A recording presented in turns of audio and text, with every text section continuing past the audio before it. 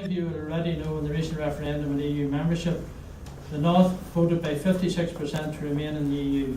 Sinn Féin believes that this mandate should be respected and not dismissed. It is clear to us that the people of Ireland see their future as part of Europe. I personally represent a border constituency. I know the damage that an EU border in Ireland would bring to people's livelihoods, general community cohesion, and to the progress that has been made under the peace process. It is our hope that this evening will fully flesh out the risk that Brexit poses for Ireland, both north and south. And now we're in a situation where, as I said before, every time I go across the line, I was across there on Thursday, meeting with NICFA, who more than anybody else that I know about the fight on the ground, they know the reality of what's happening on the streets, and they're sitting like, you know, there's issues around the European Social Fund money for people getting into employment, there's issues around the cap, there's a huge issue that everybody essentially are aware of with the border, and this whole debate about a hard border or a soft border. I keep saying, what do you mean? What do you mean by a hard border or a soft border? Nobody seems to be able to tell you. When I went to see Mark Durkin and Richard Miller from Children in Conflict on Wednesday night, and they were saying, while they had big picture issues, what about the day-to-day lives of people on the border?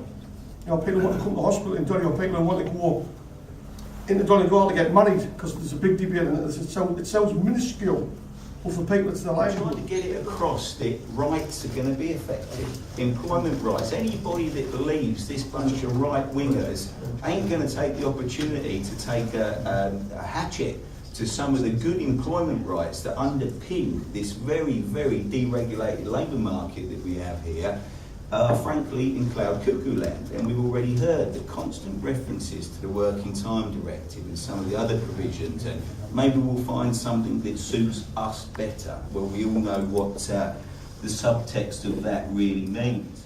And frankly, the irresponsibility to have ever got us in this position after 20 plus years of the efforts, getting over the problems, the difficulties, and ensuring that the peace process is continued, is quite beyond belief that they would even dare to take us in that direction.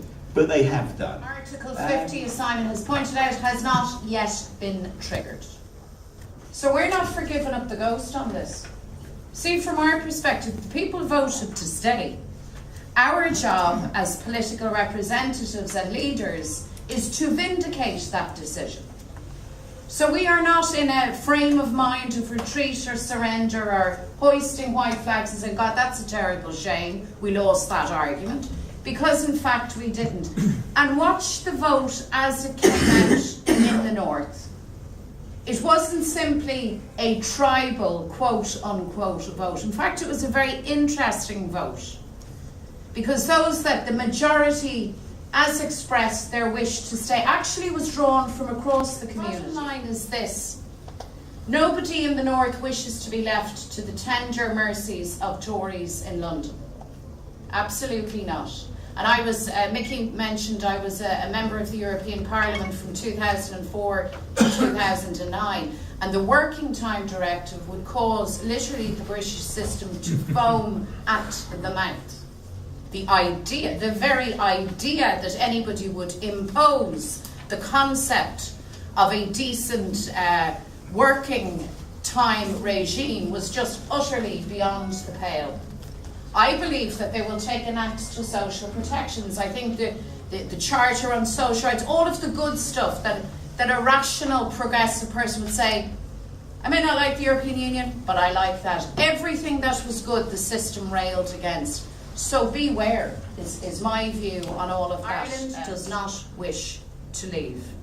And we want progressives in Britain to back us as we resist Theresa May, the Tories, Nigel Farage, and that assorted mixture of wreckers as they attempt to force us down that road. So thank you for being here, and I look forward to our questions.